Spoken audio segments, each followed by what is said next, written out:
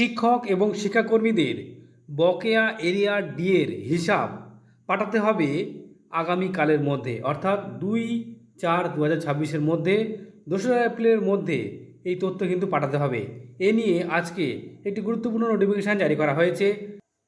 Government of West Bengal, director of মাদ্রাসা education, Bikash Bhavan, আজকে তারিখে কিন্তু এই নোটিফিকেশান জারি করা হয়েছে, যেখানে পরিষ্কার বলা হয়েছে, এই দেখুন বন্ধুরা, এখানে যে সাবজেক্টের কথা বলা হচ্ছে, information regarding total number of teaching and non teaching staff pensioner who are suppose to receive the arrear DA or DR, ঠিক আছে, ডিয়ারনেস অ্যালায়েন্স এবং ডিয়ারনেস রিলিফ, যারা পাওয়ার যোগ্য, তাদের যে সমস্ত শিক্ষক শিক্ষাকর্মী রয়েছেন তাদের তথ্য কিন্তু পাঠাতে হবে।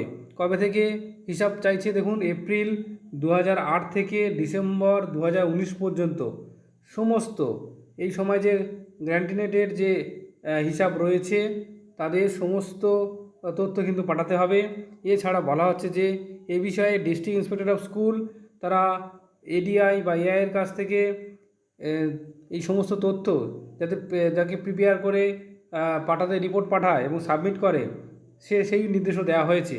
দেখুন বন্ধুরা, the field in format may be forwarded to undersign in the mail ID, অর্থাৎ একটা ফরম্যাটও দেওয়া হয়েছে, যেই ফরম্যাটের আপনাদেরকে মেল করতে হবে কোথায়, দেখুন WBME director@gmail.com, এখানে পাঠাতে হবে।